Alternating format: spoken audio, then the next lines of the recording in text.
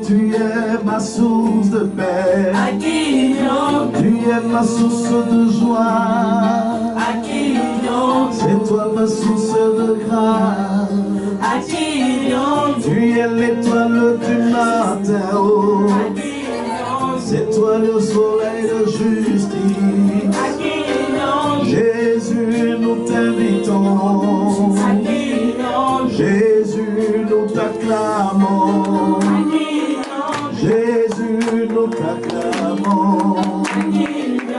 Oh Jésus, oh. Jésus, tu es mon espoir. C'est toi ma réflexion. Tu es ma source d'inspiration. Tu es le Shekinah de Dieu. Tu es le MCD de Dieu. Tu es la réponse du Père. C'est toi la vocation céleste. Le ressuscité du troisième jour. Oh, le rejetant de la vie. Oh Jésus, oh. Je veux t'adorer. Je veux t'adorer. Je veux t'adorer. Toi seul je veux t'adorer. Je dis toi seul je veux adorer.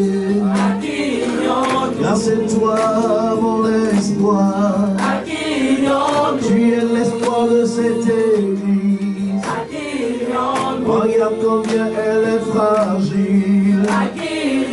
Regarde combien elle est petite. Regarde combien elle est divisée. Oh Jésus, oh. Oh Jésus, oh. Les hommes peuvent nous trahir, Jésus. Les hommes vont nous trahir un jour. Les hommes vont me trahir un jour. Ils peuvent tous nous abandonner. Les méchants méditent des complots. Ils méditent la chute de cette église. Mais toi seul mon rédempteur, je me confie en toi Jésus. C'est toi ma réponse, oh. Tu es ma réponse, oh Jésus. Oh Jésus, oh Jésus, oh Jésus.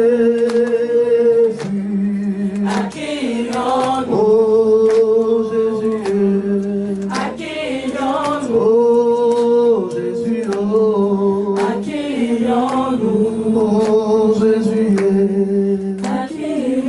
oh Jésus, oh. Oh Jésus,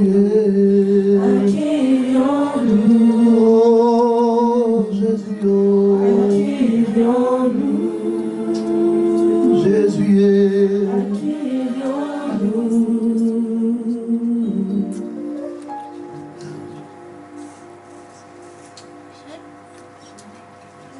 tu es Dieu.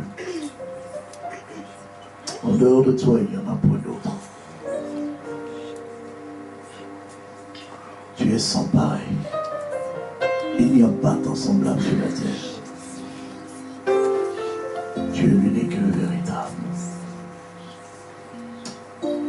Christ est la vie recherchée de mon âme. Oh Seigneur, soutiens ma foi. Christ est la vie recherchée de mon âme. Oh Seigneur, soutiens ma foi. Prends-moi, Seigneur, dans mon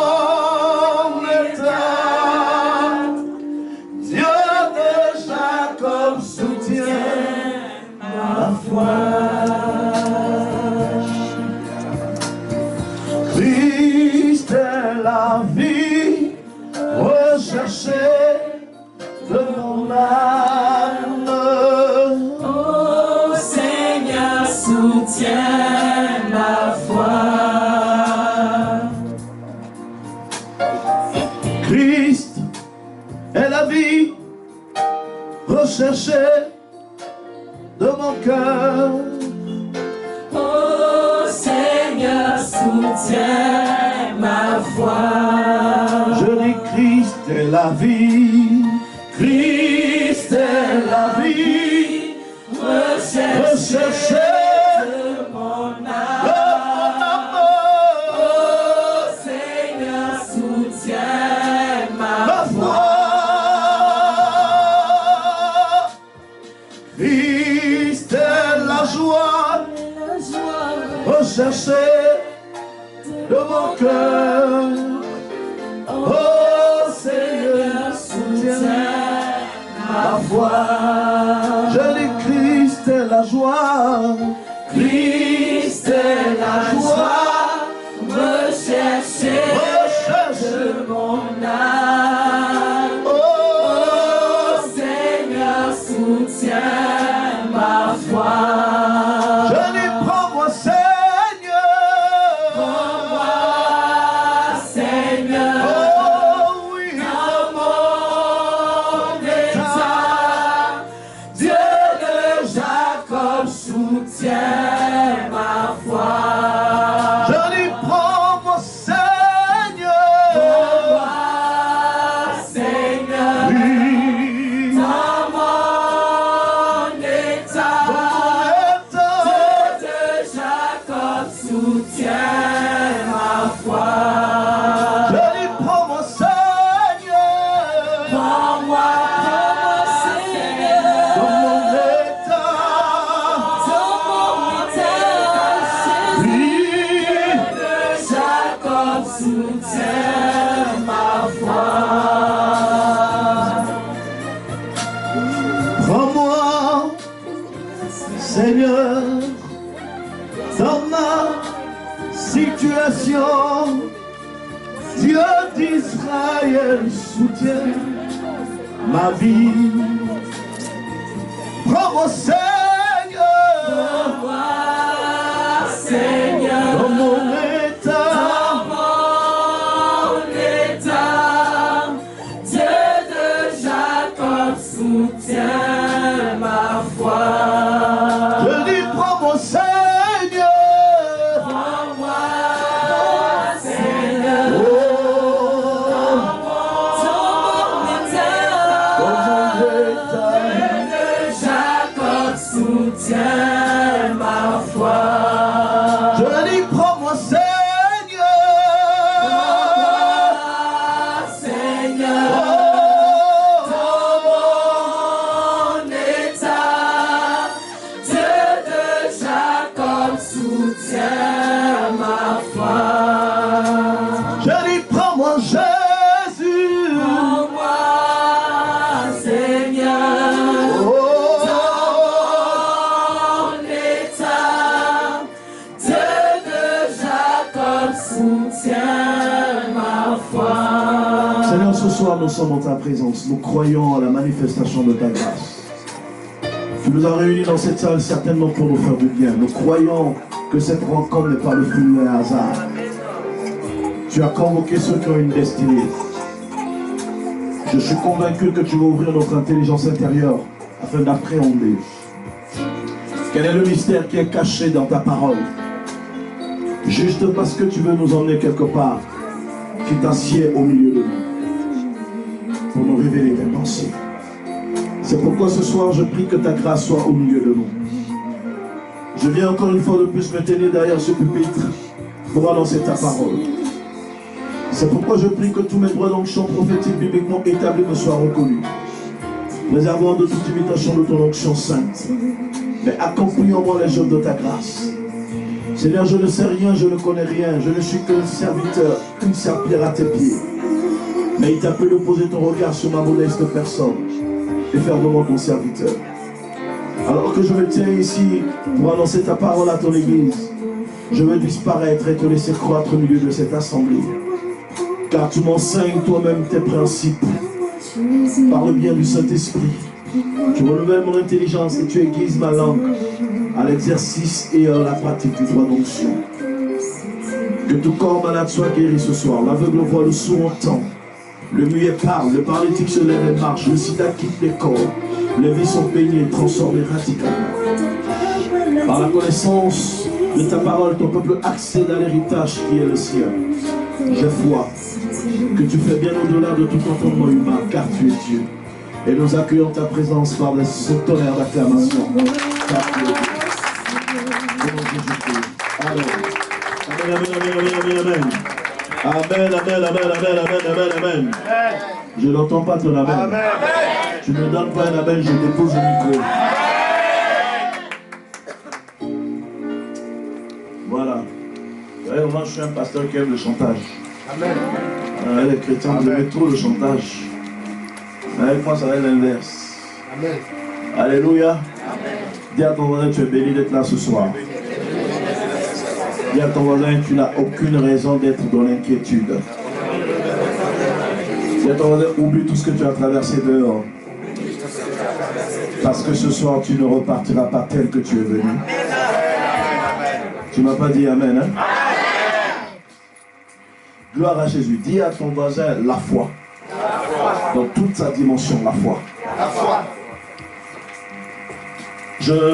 Nous avons parlé dimanche dernier sur la foi excellente, n'est-ce pas? Alléluia. Et ce soir, je voudrais poursuivre un peu l'enseignement sur la foi. Mais je vais donner tout le contenu ce soir. J'ai voulu donner un peu et puis donner le reste dimanche. Mais pendant que je priais cet après-midi, l'Esprit de Dieu me met à cœur de passer à une autre phase, à un autre type de message le dimanche. Donc je vais donner tout le contenu ce soir. Mais ce n'est qu'un premier volet. Ce n'est qu'une première partie. Parce qu'on a tellement de choses à dire sur la foi. La foi est un sujet vaste et dense dans l'Église. Chaque expérience que nous faisons avec Dieu est l'accomplissement d'une partie ou d'un degré de notre foi qui s'extériorise, qui se manifeste. Alléluia. Donc je veux dire à quelqu'un ce soir que la foi est le plus beau don que Dieu ait pu donner à l'homme. En fait, nous accédons au salut, ou du moins à Dieu par le bien ou par le moyen de la foi. Parce que la Bible nous enseigne que tous ceux qui l'ont connu par le moyen de la foi. C'est parce qu'il a donné la foi nous a permis de nous rapprocher de Dieu. Alléluia. Mais en même temps que la foi nous a permis de nous rapprocher de Dieu, mais la foi nous permet d'accomplir un certain nombre de choses, d'accomplir ou de relever un certain nombre de challenges, un certain nombre de défis. Alléluia. C'est par le moyen de la foi. Puisque Jésus a dit à ses disciples, si quelqu'un a la foi, il peut dire à cette montagne, ôte-toi de là où tu es et jette-toi dans la mer. Et la montagne se lèvera et elle se jettera. C'est-à-dire que la foi est un instrument que Dieu nous permet aussi de relever des défis qui, n'est-ce pas, je dirais, dépassent ou qui sortent du concept humain. Il y a des choses que, en tant qu'homme, nous ne pourrons jamais accomplir dans notre vie. Mais en tant qu'homme possédant la foi, nous pouvons, parce que la foi est une capacité surnaturelle pour accomplir une destinée prophétique. Est-ce que je parle à quelqu'un? La foi est une capacité surnaturelle que Dieu nous donne pour accomplir notre destinée prophétique. Quelqu'un dit amen. Amen. Voilà. Donc, je voudrais, ce soir, parlons de la foi excellente. Parlons de la foi excellente. Je voudrais parler de quelques principes. Ok? Parce que la foi a des principes également. La foi obéit ou répond à des principes que nous devrions absolument maîtriser. Si nous voulons avoir une foi excellente, une foi opérante, une foi opérationnelle, une foi qui agit, une foi qui a de l'impact ou qui laisse de l'impact, une foi qui produit du résultat, une foi qui produit des effets dans notre vie, nous devons apprendre, nous devons savoir à partir d'aujourd'hui que la foi répond à des principes. Et ces principes-là, tant que nous ne les maîtrisons pas ou que nous ne les mettons pas en pratique dans notre quotidien, tout ce que nous allons vivre est le contraire de la foi. Qu'est-ce que c'est le contraire de la foi? Le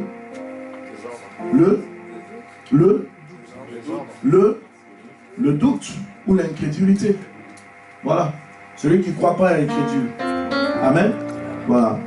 Donc, demande à ton voisin, est-ce que tu es incrédule? Alléluia. Alléluia. Et donc, je disais tout à l'heure que la foi répond à des principes. Ce que je voulais vous dire, c'est quoi? La foi est la pratique des vérités bibliques. La foi est l'exercice des pratiques des vérités bibliques. La foi est la mise en scène. Écoutez bien ce que je vais vous dire. La foi est la mise en scène des desseins de Dieu dans notre cœur. Parce qu'en fait, les desseins de Dieu trouvent leur place dans nos cœurs. C'est-à-dire les projets de Dieu pour notre vie trouvent leur place dans notre cœur. Et la foi est la mise en scène, est l'instrument qui met en scène les desseins de Dieu dans notre vie, dans notre existence. Donc un homme de Dieu ou un enfant de Dieu qui ne manifeste pas la foi, ou qui ne maîtrise pas les principes, je dirais, fondamentaux, si on peut le dire, de la foi, d'une manière ou d'une autre, s'expose, n'est-ce pas, à des risques permanents de régression dans sa croissance spirituelle. C'est-à-dire que pendant que les autres sont en train d'avancer, toi tu recules. Tu ne comprends pas pourquoi tu recules, simplement parce que le plus grand don qui produit tous les miracles, c'est le don de la foi. Dieu l'a fait à l'église, mais toi, tu ne le mets pas en application dans ta vie. Du coup, les projets que Dieu a formés pour toi, les projets que Dieu a forgés pour toi, qu'il a établis dans ton cœur, tu es incapable de les mettre en scène. En réalité, notre destinée prophétique est simplement l'ensemble des projets qui caractérisent ou qui symbolisent les desseins de Dieu qu'il a déjà établis dans notre cœur. Ton rêve n'est pas autre chose que la volonté de Dieu. Ta vision de devenir grand n'est pas autre chose que les desseins que Dieu a déjà conçus. Il dit dans Jérusalem, il dit, je connais les projets que j'ai forgés pour toi. Ce sont des projets de paix et non de malheur, afin de te donner un avenir meilleur et plein d'espérance. C'est-à-dire quoi? Si tu as quelque chose à vouloir accomplir dans ta vie, ces choses font partie des projets que Dieu avait déjà conçus, qui existent dans son plan pour ta vie, et tu ne fais qu'exécuter cela. Puisqu'en réalité, l'homme marche avec un projet que Dieu a préétabli. Ta destinée est un projet préétabli par Dieu. Mais si tu ne prends pas connaissance des règles qui conduisent au fonctionnement de cette destinée, tu passeras à côté. Quelqu'un dit amen que je démarre. Amen. Lisons le texte de base dans Hébreux chapitre 11. Je vous avais dit qu'aujourd'hui nous allons utiliser le texte d'Hébreux, chapitre 11. Je dis que ce soir, je donne tout le contenu. Et je sens que ça va être chaud. Dis à quelqu'un, ça va être chaud.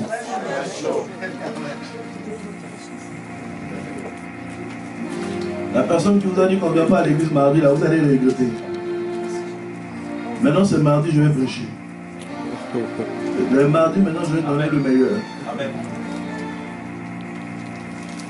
On a déjà trouvé ma maison, donc... Amen. Hébreux.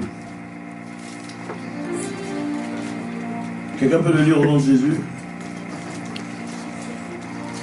Verset combien?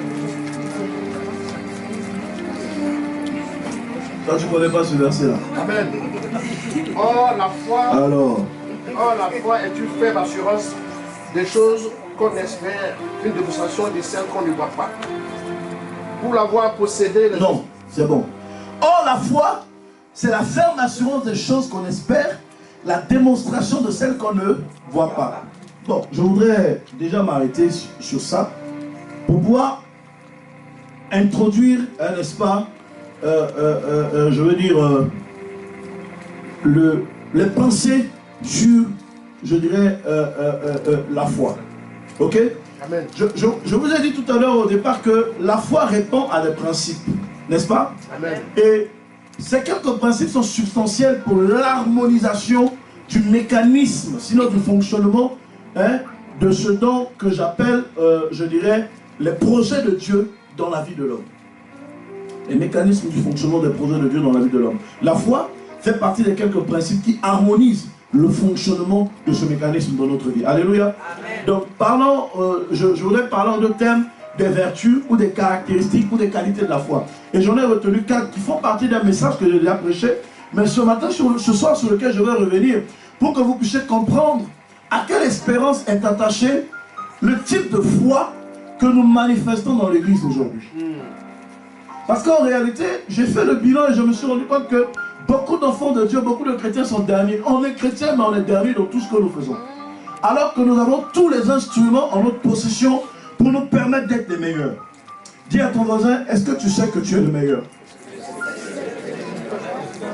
Non, je n'entends pas, je n'entends pas parler. Dis à ton voisin, est-ce que tu sais que tu es le meilleur?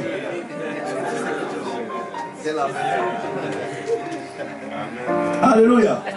Alléluia ou pas alléluia? Vous savez, par définition déjà, la foi par définition, selon le petit Robert, le dictionnaire petit Robert, c'est la confiance absolue qu'on met en quelque chose. Ça, c'est la définition intellectuelle de la foi. Ok? Et j'ai l'habitude de dire que la foi nous donne à nous une dimension supérieure de notre vision.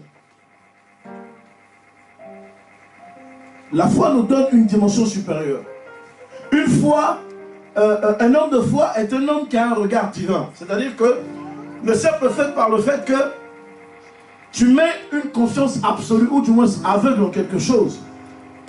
Le principe, la définition de la foi est la confiance absolue que tu mets en Dieu. Est la confiance aveugle que tu mets en Dieu. Que tu ne mets pas simplement en Dieu parce qu'il est Dieu, mais que tu mets en Dieu simplement parce que tu dépends de lui pour tout le restant de ta vie. Amen. La confiance absolue que tu mets en Dieu, Dieu au simple fait que ta vie d'aujourd'hui peut être appréciée de manière, je dirais, subjective par les hommes. Peut-être appréciée de façon, je dirais, désinvolte par les hommes. Peut-être appréciée de manière, je dirais, démesurée ou inconsidérée, je dirais, par la société. Mais du fait d'avoir mis ta confiance absolue en Dieu, fait que le regard que tu as de ta propre vie n'est pas lié à l'intention ou à l'attention que les hommes te portent, mais est lié à la personne en qui tu as mis cette confiance absolue, qui est Dieu, qui est capable de tirer du fumier à l'indigent, le faire asseoir à la table des rois, qui est capable de prendre un homme dans la boue, le nettoyer et faire de lui un patron, qui est capable de transformer radicalement l'existence de tout un homme sur la terre. Est-ce que je parle à quelqu'un? La confiance absolue en un être qui ne se détourne pas de ses engagements. Parce que les hommes peuvent se détourner de leur engagement. Des hommes peuvent rompre un contrat. Des hommes peuvent rompre même une alliance de mariage. Mais la confiance que tu auras mis en Dieu est la seule confiance qui ne se brise pas, qui ne se rompt pas, qui ne se détruise pas. Dieu ne te critiquera pas, il ne te calomniera pas, il ne te rejettera pas, il ne te jugera pas, il ne te condamnera pas. C'est ce que j'appelle la confiance absolue, c'est ce que j'appelle la foi par excellence, la mature, la mesure de la confiance que tu as placée en quelqu'un que tu ne connais pas, que tu ne vois pas, mais qui ne te trahira jamais. Amen. Tu n'as pas dit Amen. Amen. Non, je n'ai pas entendu. Amen. Je m'arrête ou je continue? Gloire à Dieu. Donc un homme de foi est un homme qui a un regard divin. Et vous savez, la foi comme don est la substance qui transforme en nous, je dirais, la puissance, la force positive qui transforme en nous. J'appelle la foi l'énergie grandissante. J'appelle la foi l'énergie de croissance surnaturelle. J'appelle la foi l'ascenseur de la destinée. Je sens que c'est pas ici. Amen. Oh là là là là là là là là là là. J'appelle la foi l'ascenseur de la destinée.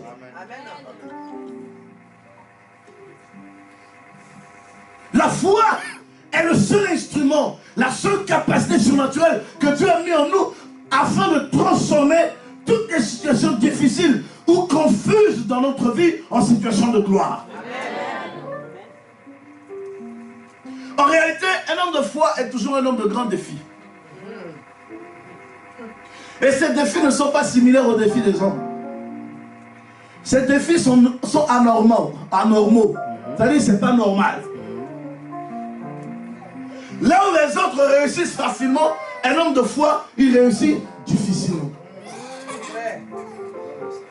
Là où les autres passent facilement, un homme qui manifeste le don de la foi, quand il arrive, c'est toujours compliqué pour lui. Là où on a dit oui aux autres, vous savez, tout dans ma vie c'est un combat. Tout dans ma vie c'est un combat. Souvent, quand je regarde les gens qui disent « Papa, il faut que tu te maries, il faut que tu... » Il y a une chose que je n'ai pas envie de dire. Le combat de ce domaine, je n'ai pas encore mené. Je n'ai jamais pris le temps de m'asseoir et puis je dis « Je vais jeûner et prier pour que Dieu me donne une femme. » Le jour où je vais commencer, je vais le gagner. Pourquoi? Parce que quand je fais le bilan de ma vie, tout ce que j'ai gagné dans ma vie, je l'ai gagné par combat. Là où les autres réussissent facilement, moi quand j'arrive, il suffit que je mette une réelle volonté pour que ça casse, pour que les problèmes commencent. Donc du coup, je ne me prononce jamais sur quelque chose dont je ne suis pas sûr de prendre. Amen. Voilà Dieu. Simplement parce que dans le principe de la foi, lorsque tu commences quelque chose, immédiatement, l'ennemi se révèle à toi. Les attaques se présentent. Le temps de la foi est comme le miel. La foi est un miel qui attire les abeilles. Là où il y a la présence de la foi, il y a la manifestation du désordre. Amen. Là où il y a la puissance de la foi qui agit, il y a la manifestation du trouble. La foi est le seul don que Dieu donne à un moment donné de la vie, pas quand tout va bien. Parce que quand tout va bien, on n'a pas besoin de la foi. C'est quand tout va mal qu'on a besoin de la foi pour relever des grands défis.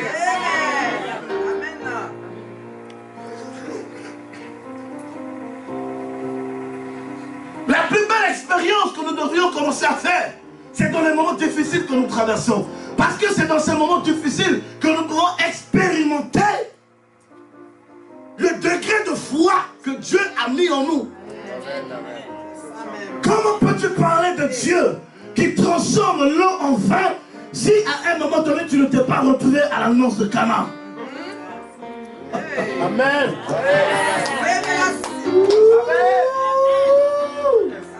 Est-ce que je parle à quelqu'un ce soir? Comment peux-tu parler de la foi si à un moment donné de ta marche, tu ne t'es pas retrouvé devant les murs de Jéricho? Comment peux-tu parler de la foi si à un moment donné de ta vie, tu ne t'es pas retrouvé face à la mer rouge? C'est toujours face aux obstacles, face aux difficultés, face aux problèmes, face à la maladie que la foi se manifeste. Donc s'il n'y a pas de problème, il n'y a pas de manifestation de foi. On parle de la manifestation de foi que lorsqu'il y a un problème. Maintenant, quand il y a un problème et que tu abandonnes, tu es un démissionnaire, tu n'es pas un homme de foi. Pose la question de Roger, es-tu un homme de foi? On va vers 3 personnes dans la salle. Bouge un peu, va vers 3 personnes dans la salle. Pose la question de Roger, est-ce que tu es un homme et une femme de foi? Tu es un homme de foi, une femme de foi. Est-ce que tu es un homme de foi? Est-ce que tu es un homme de foi? Est-ce que tu es un homme de foi? Alléluia. Alléluia. Alléluia. Ça, c'est une question. La foi ne se manifeste pas quand tout va bien. La foi se manifeste quand les hommes te rejettent. Quand tu n'as pas d'abri, quand tu n'as pas d'argent, quand tu n'as plus de soutien, quand tu n'as plus de secours. Lorsque l'Éternel des armées vient et te met le seul appui que tu as, le seul soutien que tu as, c'est à ce moment qu'on parle de la foi. Je parle à quelqu'un ce matin. Arrête de te lamenter. Arrête de te plaindre de ta situation. Ce qui t'arrive est normal. Si cela ne t'arrive pas, tu ne sauras pas que tu as la foi. Il faille que cela t'arrive pour que tu surmontes les épreuves que tu as, pour que tu montes au-dessus des situations que tu as. Seule la foi est ton ascenseur. La foi est l'ascenseur de ma destinée. Beaucoup de chrétiens sont prêts à abandonner. C'est-à-dire les problèmes se positionnent devant nous de manière à ce que quand on regarde les problèmes, on ne regarde plus derrière. Écoutez, je vais vous expliquer une chose. Dis explique que j'explique. Quand je me retourne contre ce mur, je n'ai plus de vision de ce qui est derrière. Je ne sais pas ce qui se cache derrière. Mais j'imagine que ma destinée est derrière ce mur. Je ne l'ai pas vu parce que je suis derrière le mur. Mais la foi, c'est le seul élément qui me permet de comprendre que ce mur existe bel et bien, c'est un obstacle, mais ce mur ne peut pas m'empêcher de traverser et d'atteindre l'objectif qui est derrière. Dis explique que j'explique. Dis révèle que je révèle. Parce que si je prends un marteau dans ma main, ce mur ne sera plus un mur, mais ce sera un mur effondré. La foi est le marteau qui brise les obstacles.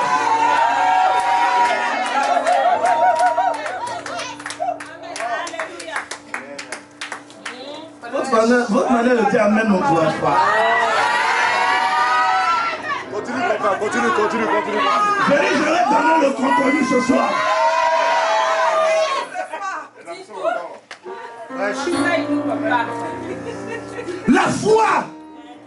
La foi est le déterminant de la cible. Vous savez, souvent j'entends les hommes de Dieu parler de la foi. Moi je ne parle pas de la foi par définition, je dirais, théologique. Je parle de la foi par définition prophétique. Je parle de la foi sur la base de ce que j'ai vécu. Quand tu es un tireur d'arc, lorsque tu prends une flèche dans ton carquois et que tu le mets sur ton arche, tu deviens l'archer. Quand tu commences à y tirer, l'objectif que tu tires, c'est quoi? C'est que quand tu vas lâcher la flèche, qu'elle puisse atteindre la cible. Donc, la manière de tenir la flèche, la précision dans le tir, détermine l'atteinte de l'objectif. Amen. La foi. Et puis écoute-moi bien ce que je vais te dire. Quand tu prends une flèche pour atteindre un objectif, c'est que l'objectif est éloigné de toi. Tous les archers ne tirent pas pour atteindre des objectifs proches d'eux. Ils tirent pour atteindre des objectifs lointains. La foi, c'est la flèche qui te permet d'atteindre les objectifs du futur. Avec la foi, tu peux faire des projections de ton avenir. Avec la foi, tu peux regarder dans ton futur. Même si aujourd'hui, un homme est prêt à t'abandonner, peut-être que c'est un milliardaire que tu auras demain. Quand c'est ça, vous dites Amen.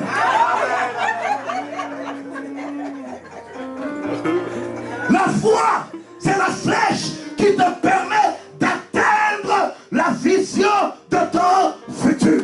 Dis à quelqu'un, ma foi est une flèche dans ma main.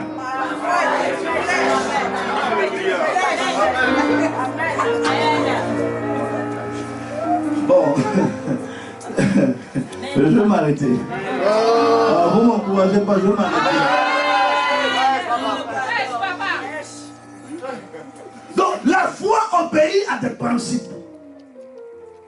Et parmi les principes de la foi, je veux parler de 4 caractères, je dirais, intérieurs de la foi. Et peut-être un jour je parlerai de 4 caractères extérieurs de la foi. Parce que l'homme est fait de 2 parties, de son intérieur et de son extérieur. Comme le monde est fait de 2 temps, du monde invisible et du monde visible. Et vous devez savoir que le monde est dominé par le monde visible, invisible. Le monde visible dans lequel nous sommes est dominé ou contrôlé par le monde invisible.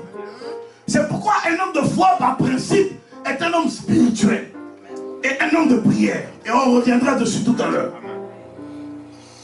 Donc, la foi a des principes que j'appelle des principes substantiels. Le premier principe de la foi, c'est le langage. Dis à quelqu'un le langage. Dans Matthieu chapitre 8, à partir du verset 7 à 13, c'est l'histoire qu'on a lue dimanche. L'histoire du centenier. Je vais vous poser une question. Quand il est venu voir Jésus, il a dit à Jésus, je ne suis pas digne que tu viennes dans ma maison. Vrai ou faux? Mais d'où tu es, dis simplement un mot et mon serviteur sera guéri. La Bible dit, Jésus ayant pris la parole et dit, en Israël, partout où j'ai été, je n'ai trouvé un homme d'aussi grande foi. Je vais vous poser une question. Où est-ce que Jésus a vu sa foi? Dans son langage. La foi est un langage. Dis à ton voisin, la foi est un langage.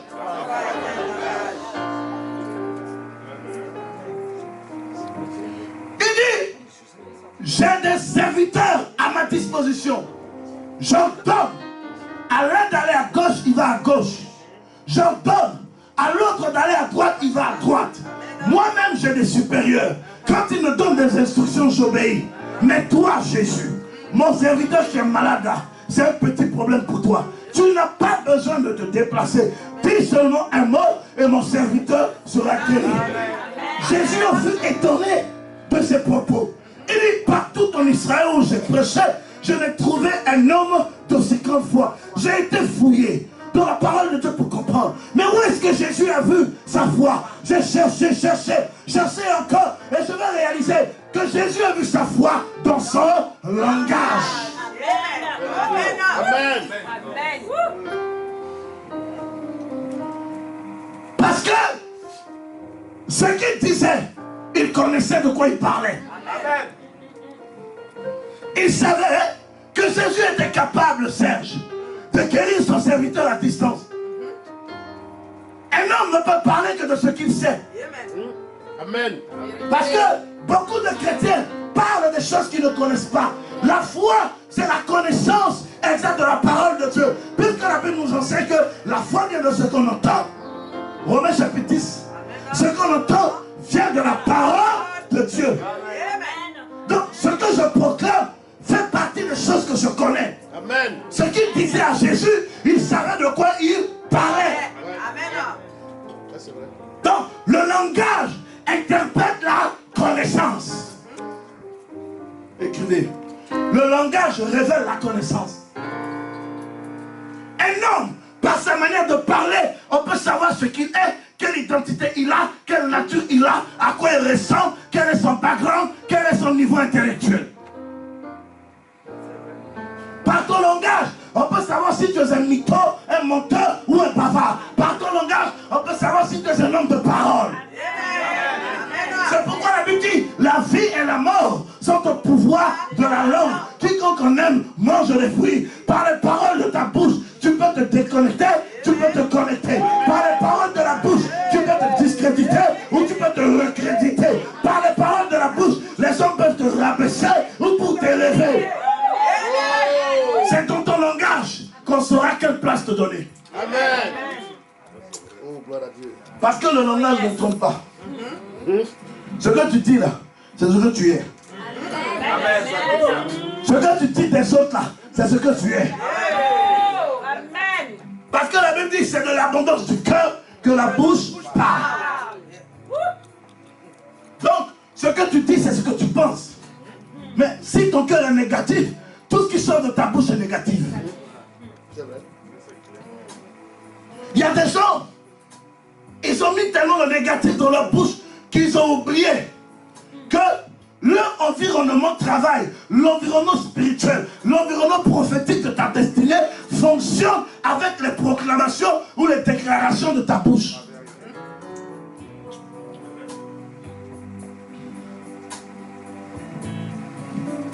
Il y a des gens, ils ne sortent jamais de leur bouche de paroles positives. Jamais.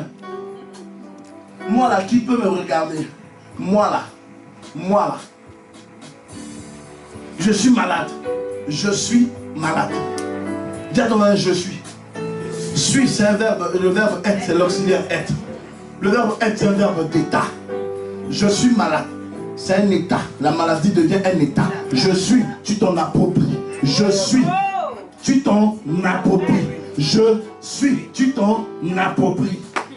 C'est comme ça, on ne se rend pas compte, mais on lit notre propre destinée à notre propre langage. Je suis célibataire.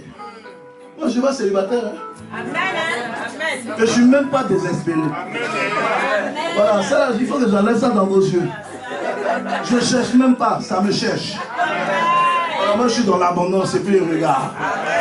C'est ce que tu dis de ta bouche qui va t'arriver. Si tu confesses de ta bouche que tu es petit, tu auras des petites choses. Mais si tu confesses que tu es grand, tu seras grand. Tu confesses que tu es pauvre, tu seras pauvre. Tu confesses que tu es riche, tu seras riche. Tu confesses que tu es malade, tu seras malade. Tu confesses que tu es guéri, tu seras guéri. Tu confesses que tu vas divorcer, tu divorceras.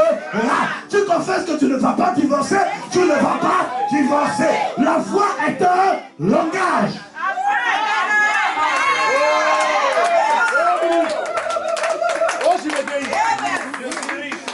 Dieu travaille avec la parole.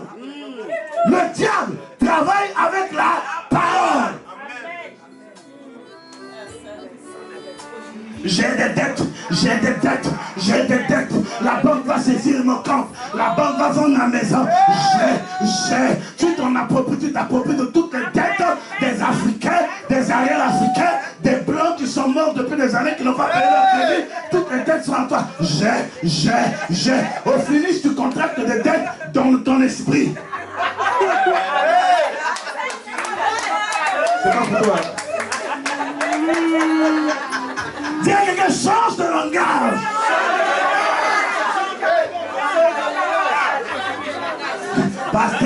Pasteur, ça ne va pas. Tout va mal dans ma vie. J'en sais plus où j'en suis aujourd'hui. Dis à ton voisin, arrête un peu de te plaindre. Oh, dis à ton voisin, change un peu de langage. Change un peu de langage. La foi est un langage.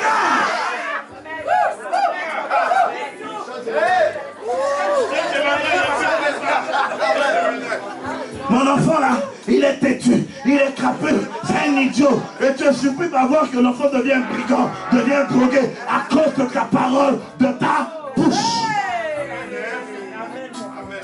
Mon enfant n'est pas idiot. Il est un peu turbulent, mais il est rempli d'intelligence. Le diable s'est saisi des paroles de ta bouche pour créer une destinée à tes enfants.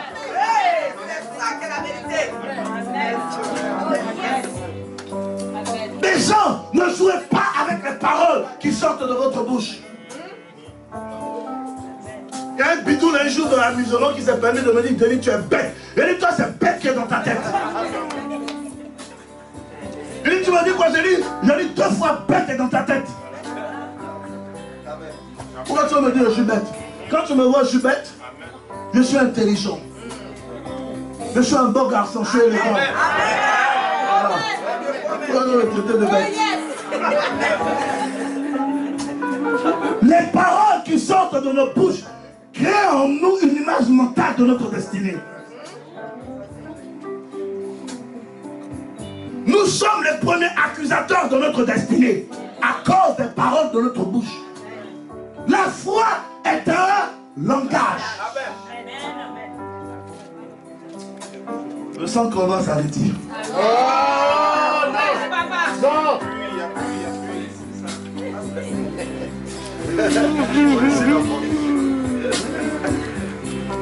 Dans Jean chapitre 11, le verset 4, l'histoire de Lazare. Ils ont dit, Seigneur, il est mort, ça fait 4 jours. Son corps est pourri dans le tombeau. Personne ne peut plus rien faire pour lui. Si tu étais venu à temps, peut-être que Lazare sera sauvé. Mais quand tu es venu en retard, Lazare est déjà mort. Ça veut dire que Jésus, tu es arrivé trop tard. Dis-moi un amen que j'arrive. Oh, tu n'as pas dit amen, hein?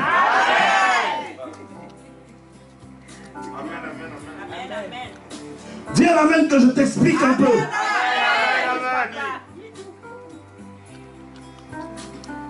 Il dit, ton serviteur est mort.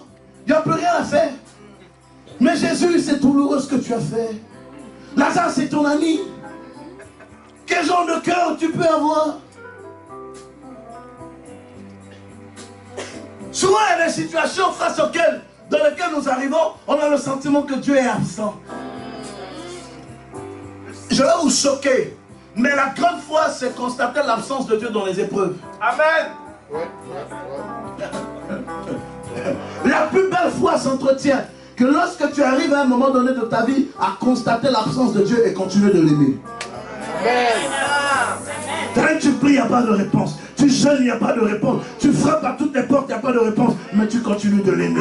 Tu continues de le prier. Tu continues de l'adorer. Tu continues de payer ta dîme. Il n'y a pas d'entrée, il n'y a que de sortie. Mais tu fais quand même des offrandes à l'église. Ça, c'est la foi. Où Dieu nous attend là, on n'est même pas prêt. On n'est même pas encore arrivé. Et puis on réclame le bénéfice du salut. Il y a des gens, à cause de leur situation, ils justifient leur cupidité dans l'église. Ils ne paient pas dîme, ils ne font jamais d'offrande. Parce que c'est dû sur eux.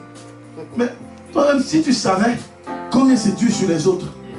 Mais ce que tu ne sais pas, C'est dans ces choses-là, dans ces moments-là, que Dieu éprouve le degré de ta foi, de ton amour vis-à-vis de lui. Parce que la Bible dit, la foi sans les œuvres est une foi morte. Où sont les œuvres de ta foi? Dans l'église, qu'est-ce que tu fais pour l'œuvre de Dieu? Quelqu'un osé un jour me dit, je touche le RSA. Je ne vais pas payer 10 000. J'ai dit, mais RSA, c'est revenu. En plus, tu ne travailles pas et tu as ça. Donc, tu as toutes les raisons même de payer ta dîme dessus. Puis là, tu ne travailles pas. Et puis, on te donne de l'argent gratuitement. Et tu estimes que même ce que tu as gratuitement, tu ne peux rien donner pour l'œuvre de Dieu. Mais le jour où tu vas travailler, ça va se passer comment? Pour le moment, c'est le RSA, tu ne vas pas payer ta dîme. Le jour où tu vas commencer à travailler, tu as trop de charges. Ça veut dire que tu t'es fabriqué un environnement dans lequel tu as positionné ta foi. Et tu es étonné que ta vie va de limite en limite, de blocage en blocage, d'épreuve en épreuve, de problème en problème. Demande à ton voisin, tu es où là? Dis à ton voisin, reviens.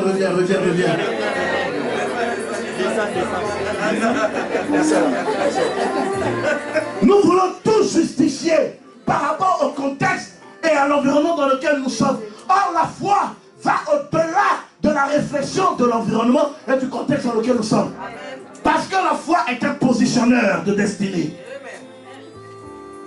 Ils sont venus dire, Lazare est mort, c'est fini, il n'y a plus rien à faire. Si tu étais venu à temps, peut-être qu'il aurait eu un peu de chance. Mais quand tu es venu non seulement pas tard, ou encore en retard, et que tu es venu trop tard, c'est vraiment trop tard. Et il dit, mais ne t'ai-je pas dit, Marthe, que si tu crois, tu verras la gloire de Dieu. Et ils ont regardé la mort. Quand ils ont envoyé dire à Jésus, de dire ton ami est malade, viens vite pour le guérir. Et ils ont regardé que Lazare allait mourir. Mais Jésus, lui, il a regardé la gloire de Dieu. Amen. La foi est un regard. Deuxième principe substantiel. La foi est un regard. Non, tu n'as pas dit amen à ça, je vais m'arrêter. Ils ont vu la mort, mais Jésus, lui, il a vu la gloire de Dieu. La foi, c'est voir au-delà de ce qui existe. La foi, c'est quoi? Souvenez-vous, le dimanche, je vous ai dit, la foi, c'est être avant de devenir. Je suis la chose avant de devenir la chose. Amen. Gloire à Dieu. La foi, je suis dans mon futur sans être dans mon futur. La foi, je suis déjà une femme mariée avant de me marier. La foi, je suis mère d'enfant avant de concevoir. La Bible dit qui n'a pas vu pareille chose. L'Éternel n'a-t-il pas ouvert les entrailles de la femme stérile? En un jour, elle a enfanté. La foi, c'est que je me vois mère avant de porter une grossesse. Oh, si bégaye. Amen. Il y a une de mes filles un jour qui est venue me voir. Voilà Dieu. Papa, tous les hommes qui me regardent me disent que je suis jolie. Je suis la pomme du jardin d'Éden. Ils ont tous envie de me manger. Ah. Et la pomme était jolie. Tout le monde avait envie de manger. Papa, tout le monde qui me regarde, je suis la gloire de Dieu. Amen. Tout le monde a envie de moi. Mais quand tout le monde a fini d'abuser de moi, personne ne veut m'épouser. Papa, je veux que ton Dieu fasse quelque chose dans ma vie.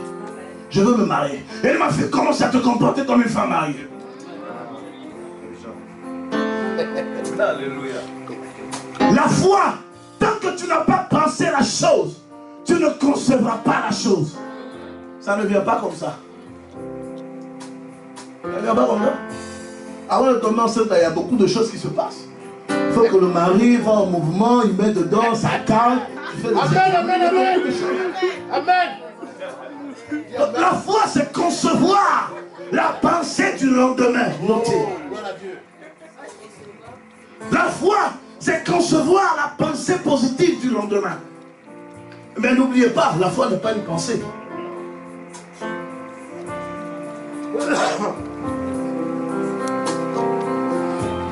J'ai dit, ma fille, commence à te comporter comme une femme mariée. Et J'ai dit quoi, papa? J'ai dit, va dans les magasins où on vend les robes de mariée. Commence à essayer. La foi est un regard. Un jour, elle marchait comme ça. Elle voit un magasin, elle est rentrée dedans. Elle a essayé la robe. Pendant qu'elle essayait la robe, il y a un monsieur qui venait garer sa voiture. Et elle sort du magasin. Le monsieur la voit tellement elle était mignonne. Le monsieur dit bonjour, bonjour. Ça a commencé là. Qu'est-ce que vous faites ici? Je cherche telle adresse. Elle lui indique l'adresse. Mais vous faites quoi? Non, c'est un magasin. Ah, vous allez vous marier? Non, je suis venu juste essayer. Peut-être le jour où un homme va me demander au mariage. Le monsieur était intrigué. Dans l'amusement, le rendez-vous est sorti. Ils sont allés boire café, ils se sont revus une fois, 2 fois, 3 fois. La 4e fois, c'est dans un restaurant. La 5e fois, demande au mariage. La 6e fois, le même magasin dans lequel le monsieur l'a vu sortir, le monsieur l'a ramené pour lui acheter sa robe de mariage. Ce que tu regardes, c'est ce que tu possèdes. Ce que tu vois, c'est ce que tu arraches. En communication d'entreprise, on dit que le produit ne se vend pas à l'achat. Le produit se vend à l'affichage. C'est-à-dire que quand tu prends un produit, quand tu fais la communication d'un produit, quand tu as mis sur un panneau, le client qui passe, quand il a regardé, il a déjà acheté le produit. Il y a 2 sortes d'achats. Il y a l'achat mental. L'achat mental et l'achat pratique.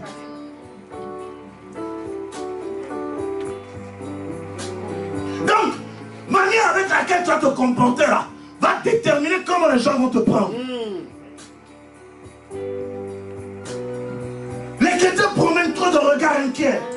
Lazare est mort, c'est fini pour nous. Lazare est mort. Arrêtez de promener des regards inquiets. Petit troupeau, ne vous inquiétez pas du lendemain, car le lendemain prendra soin de lui.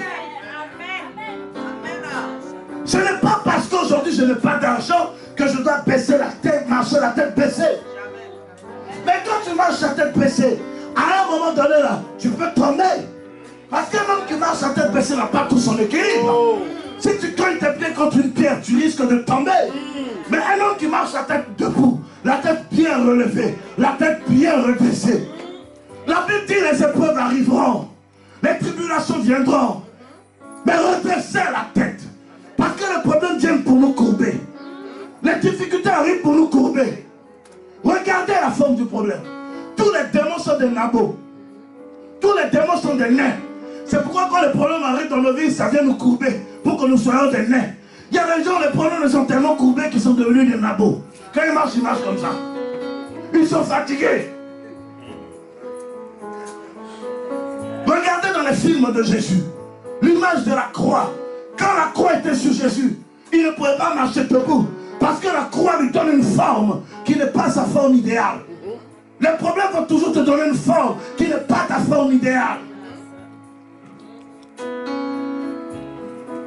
Mais redresse la tête. Il dit redressez, relevez la tête et redressez-vous. Car l'heure de votre délivrance arrive. L'heure de ta délivrance arrive.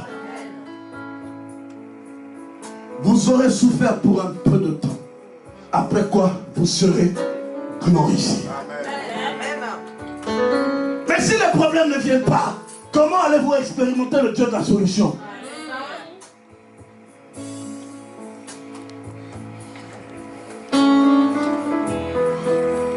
La foi est un regard. Marche en redressant la tête et en regardant devant toi.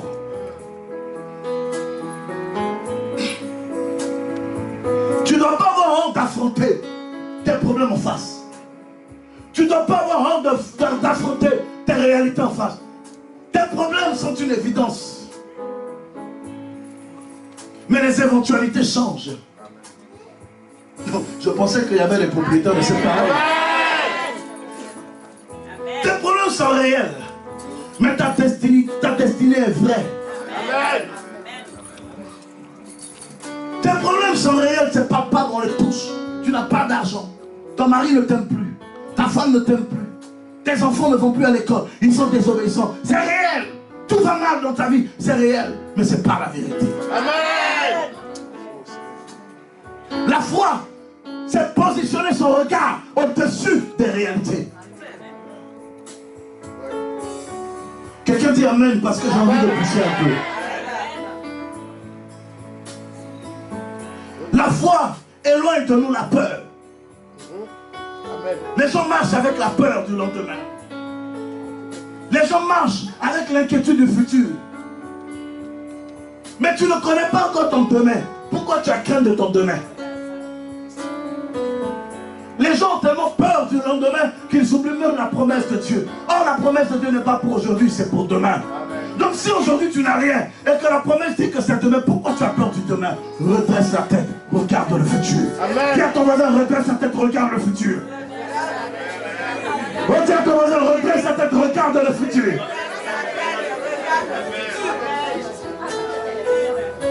J'ai envie de te donner une révélation, mais ta façon de dire Amen, je vais arrêter.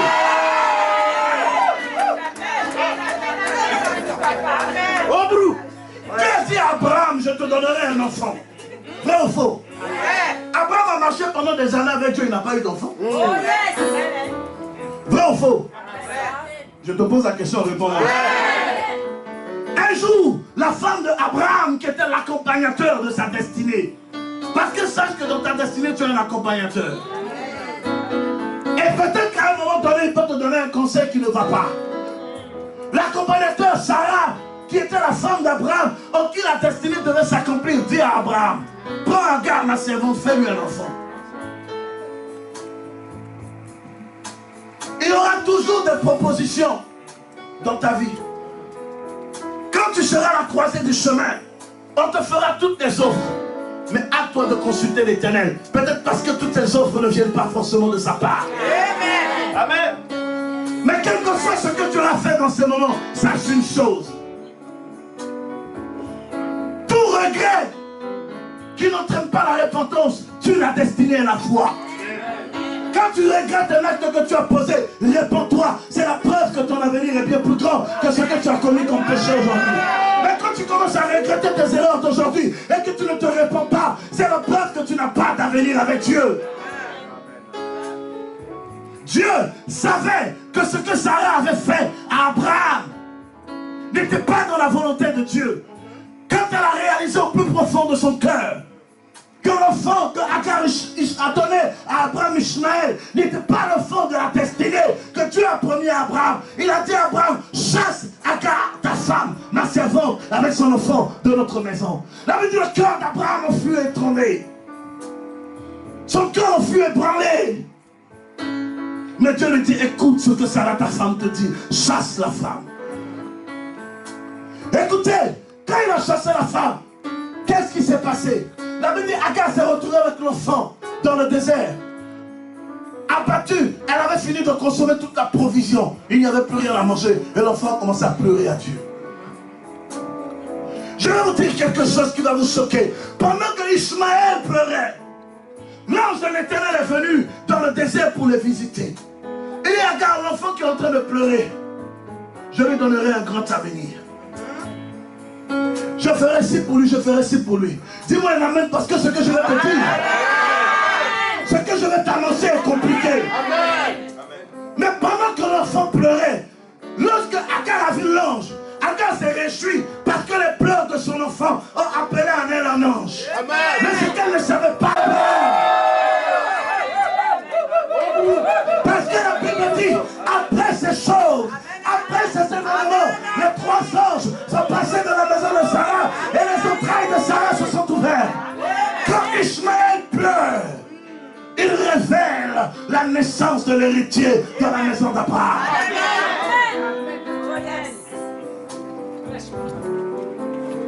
Les tremplins de ta vie, parce que dans la vie de l'homme, il y a toujours un tremplin. Les tremplins de ta vie sont les seules occasions dont Dieu s'en saisit pour se souvenir de toi. Oh, ce que Abraham, ou peut-être Agar ne comprenait pas, dans le nom de Ishmaël, il y avait la révélation de la destinée de Sarah. Amen. Ishmaël, le Ish veut dire Iota, ça veut dire écouter. Le Ma veut veut dire demain. Le El veut dire Dieu. Ishmael veut dire demain, Dieu m'écoutera. Demain, Dieu m'écoutera. Aujourd'hui, je pleure. Demain, Dieu m'écoutera. Aujourd'hui, je me bats sur mon sang. Demain, Dieu m'écoutera. Le plus difficile n'est pas aujourd'hui. Le plus difficile, c'est l'avenir. Et l'avenir appartient à l'Éternel des...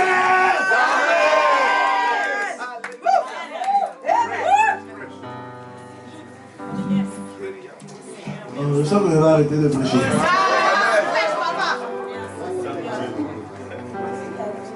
La foi est un regard. C'est ce que tu regardes, Blawa, que tu possèdes, ma fille. Amen. Amen.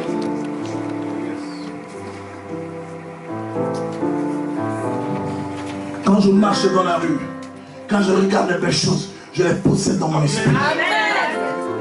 Et ça vient à moi. Amen. Il y a des choses où je ne suis pas approprié aujourd'hui parce que je ne suis pas encore chez moi. Tu as vu un mari qui te plaît, arrache-le. Tu as vu une femme qui te plaît, arrache-la. Ce que tu vois t'appartient. Amen. Amen. Oh, brou.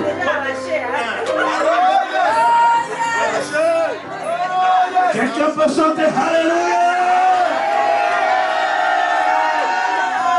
Quelqu'un peut se lever et chanter Alléluia. Dis à ton voisin, je change de regard. Dis à ton voisin, je change de manière de regarder.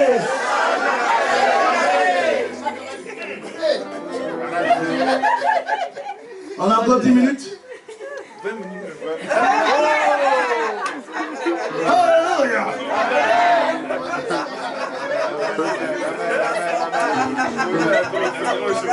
Lazare est mort. Je vous le dis en vérité, Lazare n'est pas mort, Lazare dort. Oh, dis à ton voisin, ton mariage n'est pas encore mort. Ton mariage dort. Ton enfant n'est pas mort. Ton enfant dort. Il dort. Ton ministère n'est pas mort. Ton ministère dort. Ta prospérité financière n'est pas morte. Ta prospérité dort. Oh Dieu, quelqu'un, ça dort. Et tout ce qui dort peut être rêvé.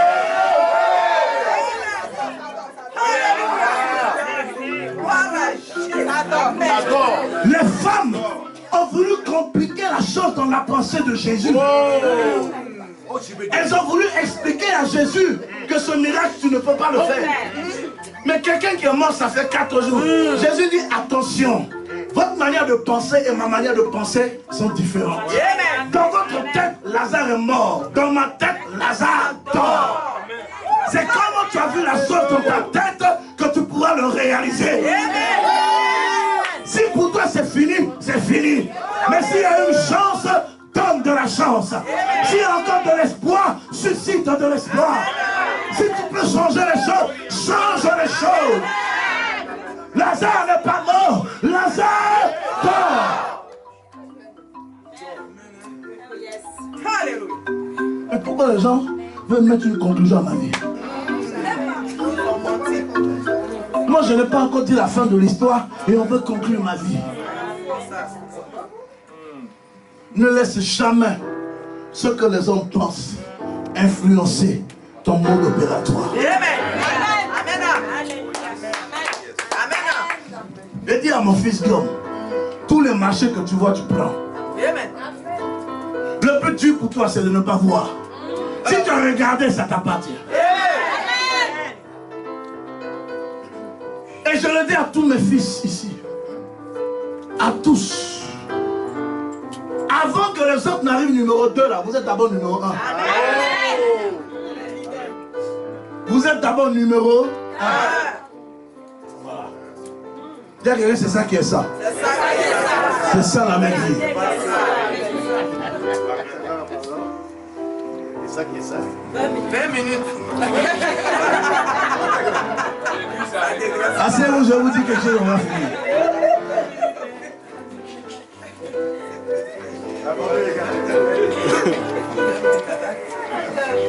Alléluia. Amen. Dis à ton voisin la foi. au-delà. La Bible dit, la foi est une ferme assurance. Dis ferme. Regardez, quand tu attrapes quelque chose comme ça, quand tu as la main ouverte, ça fait quoi? Ça fait quoi? Il n'y a pas d'ouverture dans la foi. La foi n'est pas une ouverture.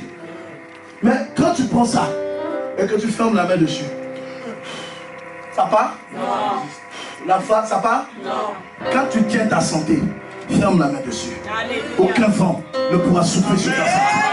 Quand tu tiens ton foyer, ferme la main dessus. Aucun vent ne pourra souffler dessus.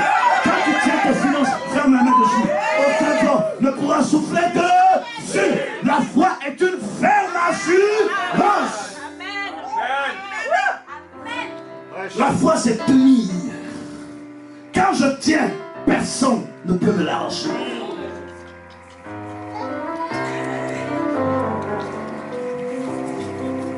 Alléluia. Amen.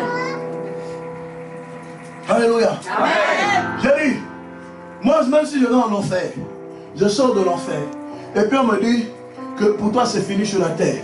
Mais tant que je n'ai pas été condamné dans l'enfer, si je sors de l'enfer, ce que j'ai connu dans l'enfer reste dans l'enfer. Beaucoup de personnes perdent leur repère à cause de leur passé qui les rattrape. La foi tourne la page de notre passé. Parce que la foi, c'est se conjuguer vers le futur.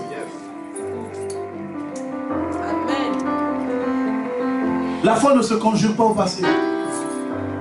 Avec la foi, on ne dit pas j'ai été. Avec la foi, on dit je serai.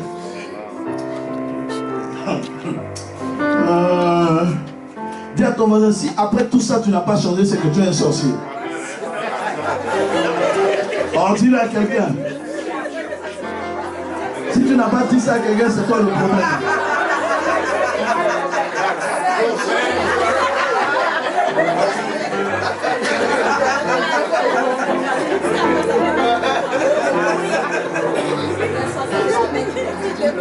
Ne tourne jamais la page d'une histoire que tu n'as pas essayé de changer. Parce que la plus grande défaite de l'histoire, ou la plus grande défaite de la foi, c'est d'avoir abandonné un objectif que tu as déjà gagné par avance. Parce qu'en réalité, le vrai problème c'est quoi? Tous les combats que nous menons, des gens l'ont déjà mené et l'ont déjà gagné auparavant. Le témoignage, la Bible dit qu'il les a vaincus à cause de quoi? Par les paroles de quoi? Il les a vaincus à cause de quoi? De leur témoignage. Donc le triomphe ou la victoire vient à partir aussi des témoignages des autres. La foi vient de ce que l'on entend. De ce que l'on entend. Ce que tu entends peut influencer ta mentalité. La différence entre l'échec et le succès, c'est la voix que tu écoutes. Quand tu écoutes une bonne voix, tu réussis. Quand tu écoutes une mauvaise voix, tu échoues.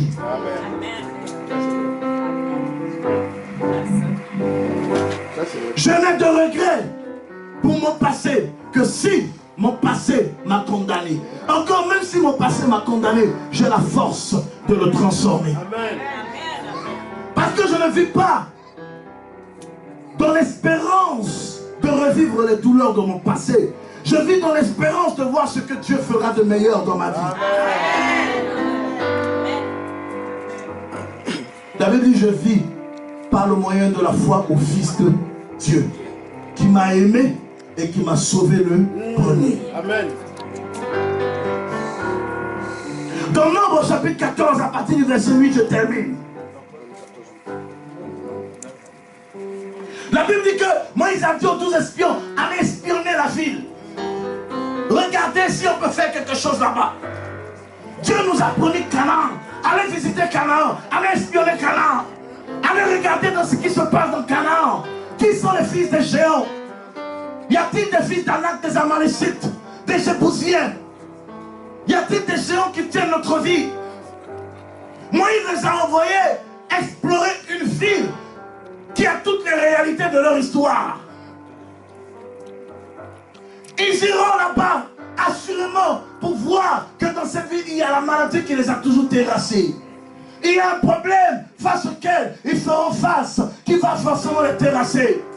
Mais allez regarder si tout ce dont nous avons peur existe dans cette ville. C'est ce que beaucoup de gens ne savent pas. Quand ils allaient explorer la ville, c'est pour voir, ils avaient l'écho, ils avaient le témoignage de la ville. Mais c'était pour voir quelle était la nature des ennemis qui étaient cachés dans la ville. La foi te permet d'appréhender tes ennemis bien avant d'affronter le défi. La foi te révèle tes ennemis. La foi te permet d'identifier le défi. Quand ils sont arrivés, ils ont vu qu'il y avait des géants. 10 parmi eux ont fait leur conclusion. Moïse, on sait ce que Dieu a fait dans notre vie. Mais Pharaon, on n'en a pas combattu. C'est Dieu qui l'a combattu. Donc encore pour Pharaon, on peut comprendre. Il y a ceux que j'appelle les intrigants de la foi. Ils seront toujours à côté de toi pour te rappeler que tout ce que tu as connu, c'est la grâce de Dieu. Je bénis le Seigneur. Tout ce que j'ai connu, c'est la grâce de Dieu. Mais si cette grâce qui s'est manifestée hier ne peut-elle pas se manifester aujourd'hui, en quoi elle est grâce de Dieu? La grâce de Dieu est éternelle. Moïse, il y a des gens là-bas, je te préviens. Voici ce que disaient les 10. La vie est bien, le séjour est bon. Il y a une belle promesse pour nous là-bas. Mais ceux qui sont là-bas, là, on ne peut rien faire contre eux. Josué et Caleb, la Bible dit, se distinguer. La foi, c'est se distinguer.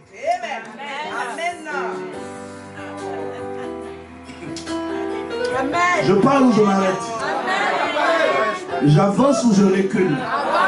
La foi, c'est se distinguer. Toujours se distinguer dans la voie que tu choisis de prendre. Toujours te distinguer dans les choix. Toujours te distinguer dans tes orientations. Ne regarde jamais de la même manière que les autres regardent. Parce que vous n'aurez pas la même histoire à raconter. Chaque personne fait son expérience avec Dieu. Et chacun raconte le témoignage de ce que Dieu a accompli dans sa vie.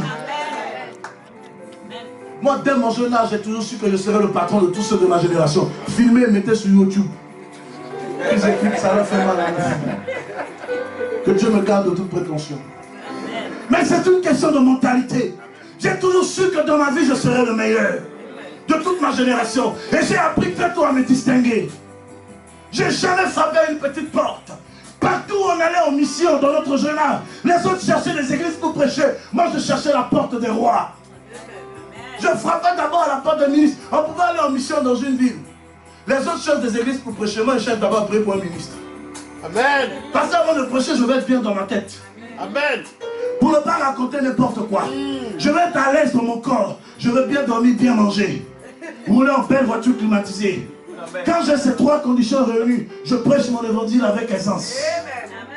J'ai grandi avec cette mentalité. Je me suis toujours distingué. Je priais pour faire les rencontres des rois dans les nations. Pendant que les autres priaient pour avoir les portes des églises ouvertes. Et quand on arrive, souvent ces ministres sont dans les églises. Quand j'ai rattrapé celui qui nourrit le pasteur est obligé de m'ouvrir sa porte.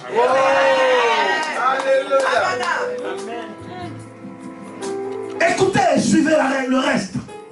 Les deux, Josué et Caleb ont dit à Moïse, c'est vrai, la ville est remplie de combattants.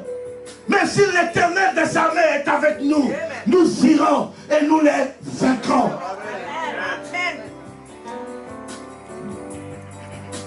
Dans la vie, le comportement que tu as face à l'adversité détermine la trouille que tu fous à l'ennemi. La foi est un comportement. 3e principe substantiel. La foi est un comportement noté. Il y a des gens qui sont des éternels défaitistes. Ils abandonnent toujours. Toujours ils baissent les bras. C'est toujours eux qui pleurent sur leur sort. C'est toujours pour eux que l'impossible est tenu. Or, il y a même un adage humain qui dit à l'impossible, nul n'est tenu. La Bible dit tout est possible à celui qui croit, car rien n'est impossible à Dieu. Entre tout est possible à celui qui croit et rien n'est impossible à Dieu, il y a une fusion entre les deux. Celui à qui toutes choses sont possibles et celui qui croit que rien n'est impossible.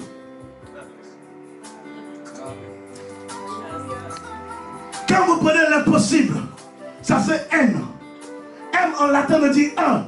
Quand vous mettez possible, l'impossible, quand vous enlevez le préfixe M, qui veut dire ilma, ça veut dire 1 en latin.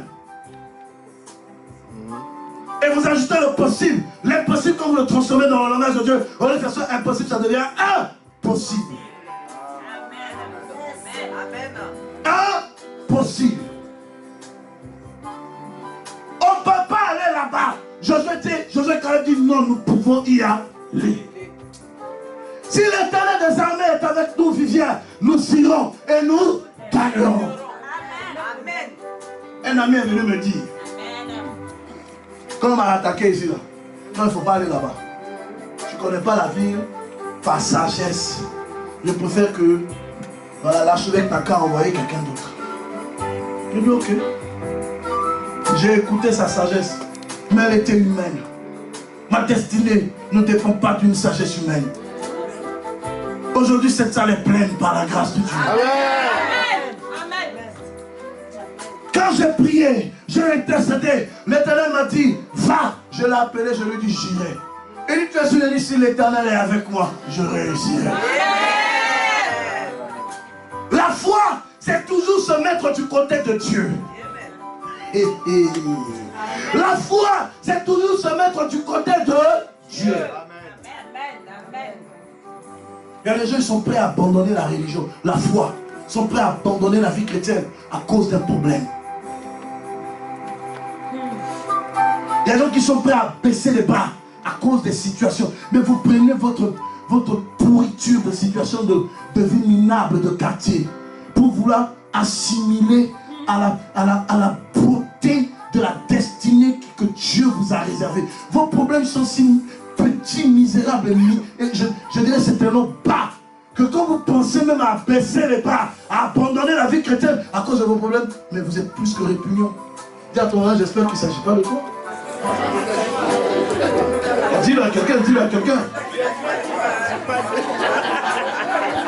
Il y a des gens, ils méditent comment abandonner la foi. Ils méditent comment quitter l'église parce qu'il y a des problèmes entre les individus. Mais je veux bien comprendre, il y a un problème. Il n'y a que des hommes qui sont des détraqués mentaux qui peuvent réfléchir comme ça. Pourquoi je vais abandonner Dieu à cause des problèmes des hommes? Mais qu'est-ce que Dieu a à voir avec nos querelles d'hommes? Oh! Je vais vous dire quelque chose qui va vous choquer. Je peux être marié à une femme, hein, se divorcer, mais je ne vais pas quitter mon église à cause d'elle. À prendre son chemin, je prends mon chemin. Dans l'église, on est frères dans le Seigneur. Dehors, là, on est un couple divorcé. Dans l'église, on est unis dans le Seigneur. Il y a des concessions que vous devriez faire pour votre propre destinée. Parce que la destinée dépend de l'environnement dans lequel vous êtes. L'accomplissement de votre destinée dépend de l'environnement dans lequel vous êtes. Si vous n'êtes pas dans le bon environnement, il n'y aura pas d'accomplissement de votre destinée. La foi est un comportement. Les chrétiens sont toujours les plaintifs. Nous n'irons pas. J'irai. Si l'Éternel des armées est avec moi, ces Philistins que vous voyez aujourd'hui, demain, vous ne les verrez plus. La foi, c'est un combat. Je refuse de baisser les bras. C'est dur, mais personne ne saura que c'est dur. C'est douloureux, mais je m'attache à la promesse de Dieu. J'ai foi qu'aujourd'hui c'est très compliqué, mais demain ça va se décoincer. Les réalités de ma vie aujourd'hui ne peuvent pas influencer mes convictions du futur.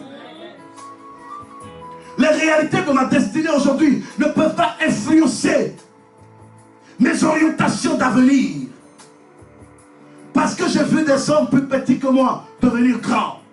J'ai vu dans les systèmes du monde où le racisme était au summum de l'appareil de l'État, un noir devenir président de la République. Amen. Qu'est-ce qui peut être impossible à Dieu? Quand les promesses lointaines s'accomplissent après plusieurs générations, pourquoi ne devriez-je pas croire que lorsqu'il s'agirait de moi, Dieu soit-il capable de l'accomplir aussi? J'ai foi qu'il le fera. Et il le fera pour toi. Il essuiera tes larmes. Il comblera tes besoins. Il relèvera ta tête. Oh, tu me dis amen, tu reçois le don de la foi. Oh, tu ne vas pas dire amen sérieusement. Tu me dis amen, tu reçois le don de la foi. Seigneur, donne-moi la foi. Je veux triompher. Je vais vous donner un petit exemple et puis peut-être je vais m'arrêter. Non. De toute façon, je ne pourrais pas terminer tout ça. Le message est trop long. Ah, le président du conseil a déjà dit, ça veut dire qu'on va venir chasser de la salle. Aujourd'hui, on ne va pas sortir. Alléluia. J'ai l'habitude de donner un exemple quand je prêche ce message. Un pasteur en Suisse qui a construit une église. Il a fini de construire son église et il n'y avait pas de parking. Donc c'est fini de garer la voiture aux abords de la route. Un jour la mairie est venue lui dire, la commune est venue lui dire, monsieur, nous sommes venus vous voir parce que vous créez du désordre à l'ordre public, du trouble à l'ordre public. Où vos fidèles, vos adeptes garent leurs véhicules, c'est la chaussée publique. Donc trouvez un parking. Il dit, mais vous me demandez de trouver un parking pour une association à but non lucratif. Je vais le trouver où? À côté de l'église, il y avait une station. Derrière l'église, le seul endroit où il pouvait faire le parking, il y avait une grosse montagne, une grosse colline. Il dit, mais prenez l'espace qui est derrière. Le pasteur sort, il regarde, il voit une colline. Il revient dire, monsieur, vous voulez vous foutre de ma gueule? Il dit, c'est tout ce qu'on peut faire pour vous. Vous avez 3 mois pour trouver une solution. Dites 3. C'est toujours un bon chiffre. Souvenez-vous qu'il y a toujours 3 choses dans la vie d'un homme. Il y a son passé, il y a son présent et il y a son futur. Si tu n'as pas gagné dans ton passé, tu vas gagner un peu dans ton présent. Si tu n'as pas gagné un peu dans ton présent, tu gagneras certainement dans ton futur. Personne n'échappe aux 3 phases de sa vie. Si hier tu n'étais rien, c'est pas grave. Aujourd'hui tu n'es peut-être pas encore quelque chose, c'est pas grave. Mais fasse en sorte que demain ne te rate pas. Parce qu'il y a un mystère que je vais te révéler. Dans ton passé, les choses ne dépendent pas de toi. Les choses peuvent dépendre de comment tu as commencé. C'est-à-dire d'où tu viens. Ta famille, ton environnement de base. Dans ton présent, encore tu peux être excusé. Parce que tout dépend de comment tu t'es entouré. Des choix que tu as faits. Quand tu as traversé la vallée de ton passé, il y a la vallée de ton présent que tu traverses. Pendant que tu traverses la vallée de ton présent, il y a le choix que tu fais. Et les choix que tu fais dans ton présent peuvent déterminer le futur que tu te donnes. Mais sache une chose, pour ce qui concerne ton futur, c'est toi seul qui te le crée. Donc si hier, par mégarde, tes parents t'ont mal introduit dans le monde, c'est ton passé. Et dans ton présent, tu as fait un mauvais choix, détermine le reste pour ton futur. Parce que tu es condamné à réussir. Tu es condamné à te marier. Tu es condamné à avoir des enfants. Tu es condamné à prospérer. Tu es condamné à être élevé. Tu régneras dans ta génération. Voilà la fête qui finit. Déjà?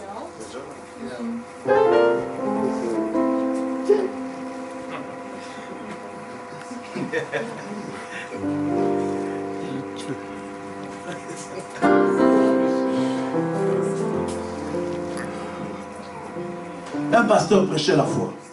Je vous donnerai l'autre témoignage plus tard.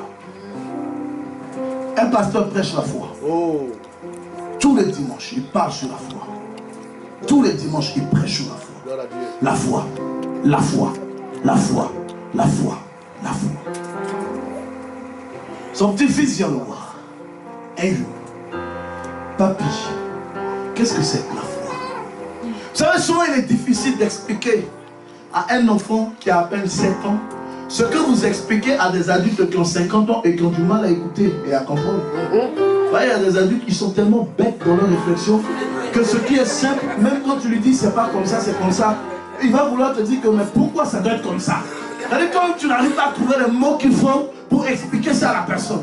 Donc ce que tu expliques à des adultes de 50 ans, ils sont censés comprendre facilement là. Comment peux-tu expliquer ça à un enfant de 8 ans?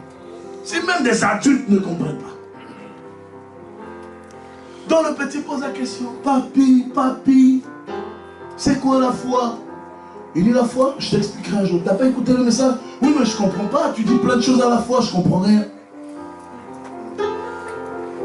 Deuxième dimanche, papy c'est quoi la foi encore? T'as pas compris le message? Mais non, j'ai pas compris. Mais je t'ai expliqué plein, tu n'as pas... Mais tout ce que tu expliquais, tu as dit Une chose est née à la fois, j'ai rien compris. Troisième dimanche, tellement il acculait. Et je peux vous dire que ce garçon, c'était un homme de foi. Parce que la foi, c'est persévérer. Il posait la question, son grand-père le repoussait. Mais il insistait. La foi, c'est insister. Amen. Oh. Amen. Je prie, je n'ai pas de réponse, mais je n'abandonne pas, j'insiste. Papy, c'est quoi la foi? Tu n'as toujours pas compris? 4 dimanches après. Mais papy, explique-moi. Je t'expliquerai plus tard. L'enfant continue d'espérer qu'un jour, son grand-père lui donnera l'explication qu'il faut. La foi, c'est toujours espérer que demain, tu auras la solution, la réponse à de nombreuses questions que tu te poses.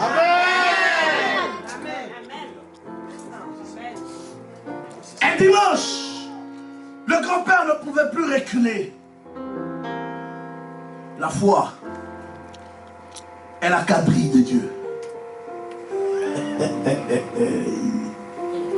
La foi est la concession de Dieu. Amen.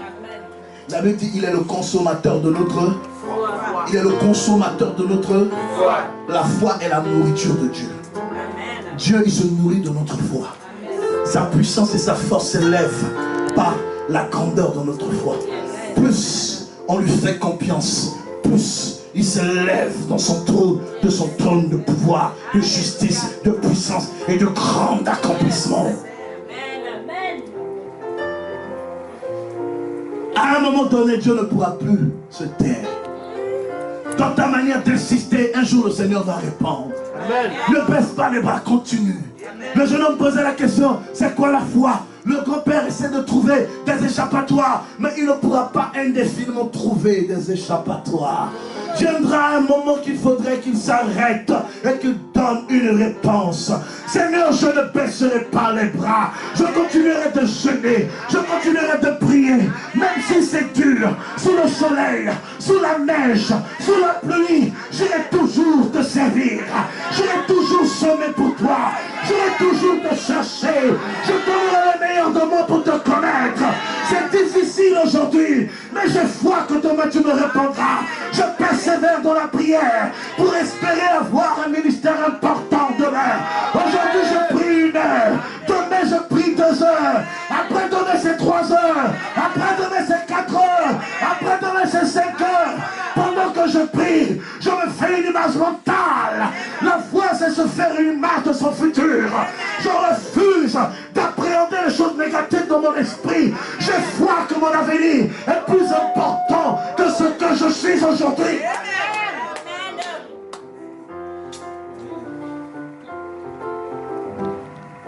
Et le grand-père, sachant qu'à un moment donné, même j'ai Dieu qui avait fait silence pendant 500 ans, à un moment il a rompu le silence pour parler. Et je peux t'informer qu'il parlera dans ta vie ce soir. Amen. Alors je pensais que tu allais dire Amen.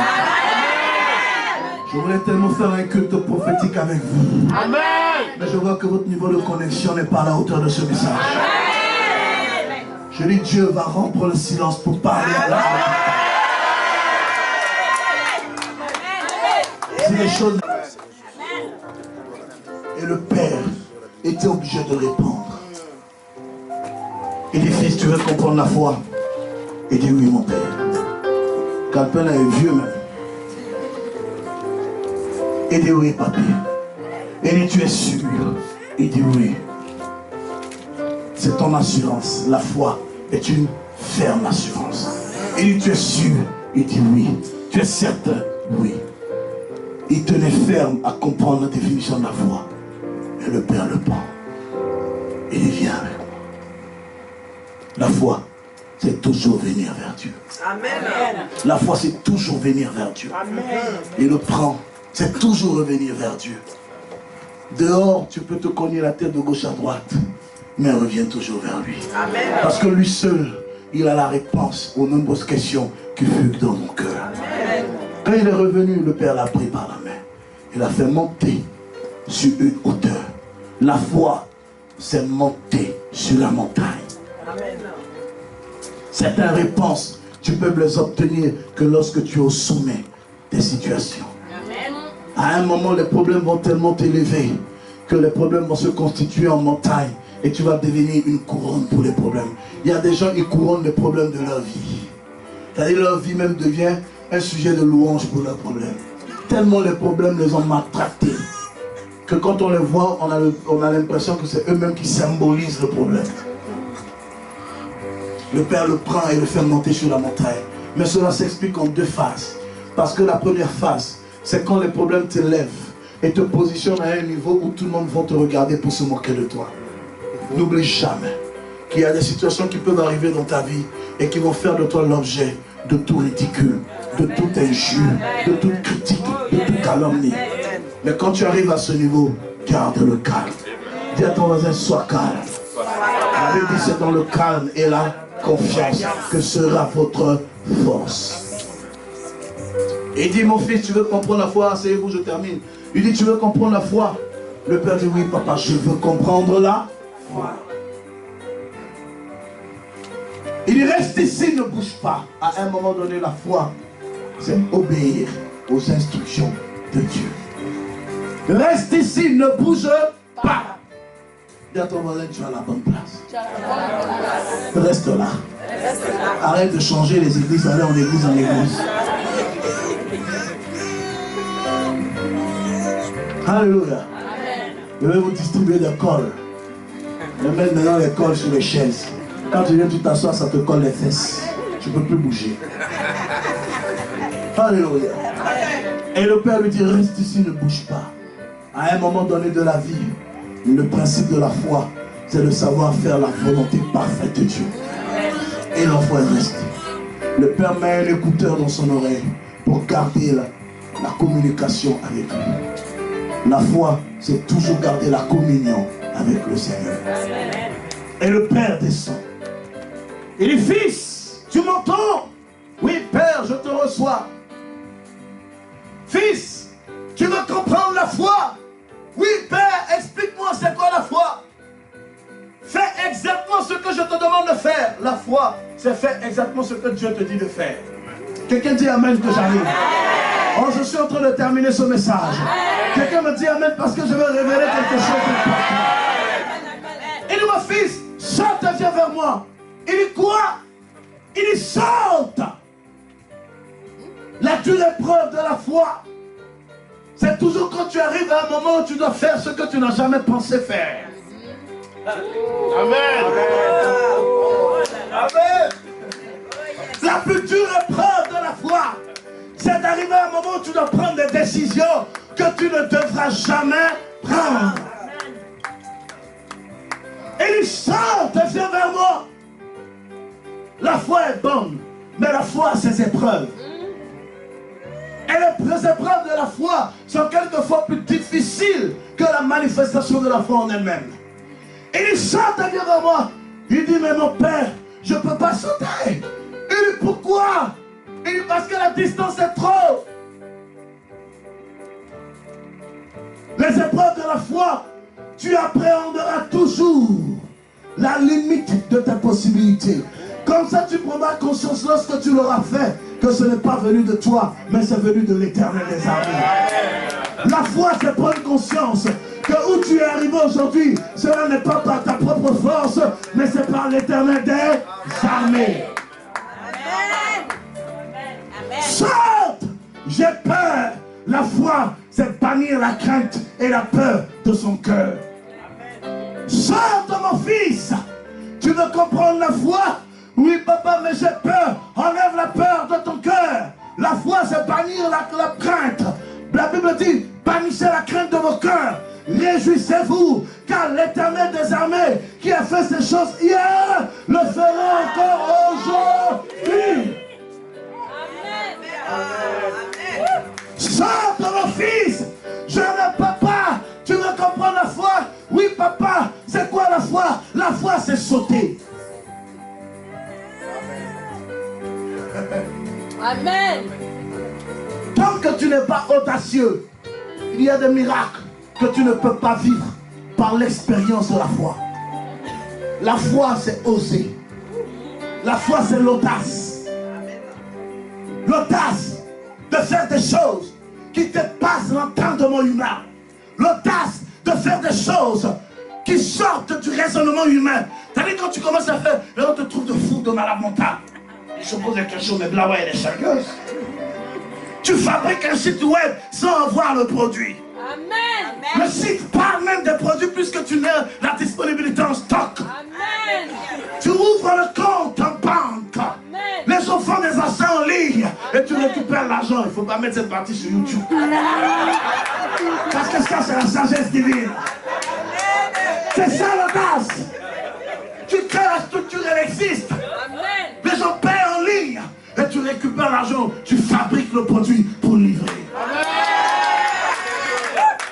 C'est ça l'intelligence spirituelle.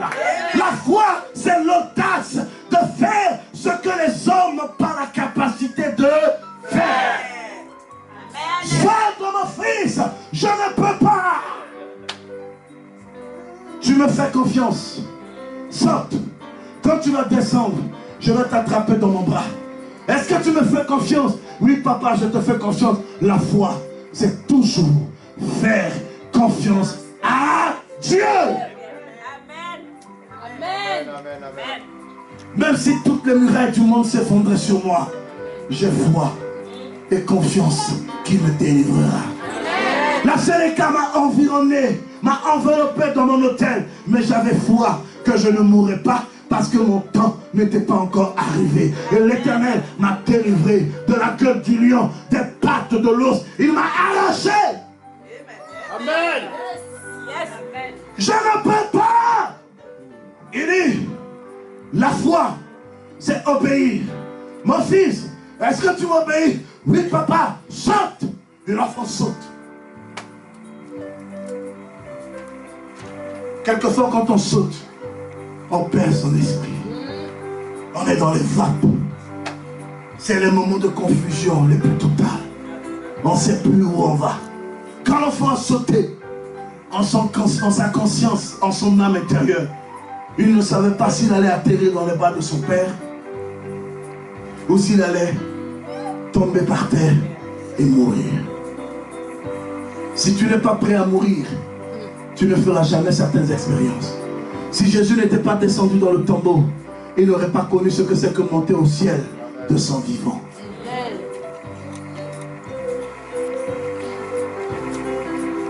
Jésus est le seul qui n'est pas monté au ciel sous protection. Élie est monté dans un char. Il était environné d'une légion. Enoch a disparu. Dieu l'a juste enlevé. Mais Jésus est le seul qui est monté avec même le corps du péché. Parce que c'est quand il est monté, sortant avec le péché de l'humanité, il allait avec les sangs devant le Père. Mais pendant qu'il traversait le ciel, le premier, le deuxième, le troisième ciel, il était encore 100% homme, 100% Dieu. C'est sa deuxième ascension qui l'a mené dans la gloire. Mais la première ascension après sa résurrection, quand il allait vers le Père pour lui montrer le jugement du monde, avant de revenir sur la terre pour proclamer la résurrection, il était monté en 100% homme, 100% Dieu. Ça veut dire que là encore à ce moment, ses ennemis pouvaient l'arrêter. Mais il est monté. À un moment donné de la vie, on ne sait plus dans quel environnement on est. Tout est flou, tout est confus. On ne sait plus à qui faire confiance. On ne sait plus à qui s'attacher. On ne sait pas si où on est en train d'aller. On va quelque part dessus. Dis à ton voisin, sois calme. On va quelque part. On dit à ton voisin, l'évêque dit, on va quelque part. Dis, ça sera dommage si tu arrêtes la marche maintenant. Dis à ton voisin, ça sera dommage pour toi. Parce qu'on va quelque part. Et lorsque l'enfant saute, son père l'accueille dans ses bras. Dieu ne permettra jamais que tu tombes. Il dit, j'ordonnerai à mes anges de te porter sur leurs ailes afin que tes pieds ne heurtent point contre une pierre. Il attrape. Il attend quelques minutes. L'enfant ouvre les yeux. Il le regarde. Il dit, mon fils, tu as compris la foi? Il dit oui. Il dit, c'est quoi la foi? Il dit, papy, la foi c'est sauter. Il dit non. La foi, c'est vrai. C'est d'abord sauter. Mais la foi, c'est de ne jamais dire je ne peux pas. La foi, c'est de toujours dire, je peux. Oh, quelqu'un peut se lever et dire, je peux. Quelqu'un peut se lever et dire, je peux. La foi, c'est toujours dire, je peux. Je peux me marier. Je peux avoir des enfants. Je peux voyager. Je peux avoir des comptes en banque. Je peux construire des maisons. Je peux acheter des maisons en France. Je peux payer mes crédits. Je peux. Amen. Je peux tout par celui qui me... Je peux. Ne t'ai-je pas dit, si tu crois,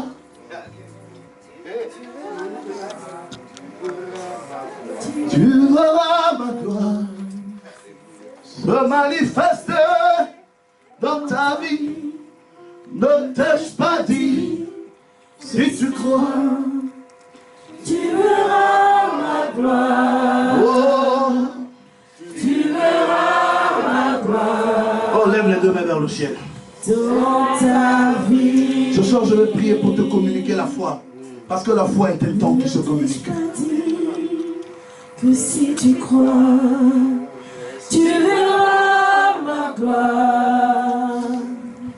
Tu verras ma gloire se manifester dans ta vie. Ne t'ai-je pas dit que si tu crois,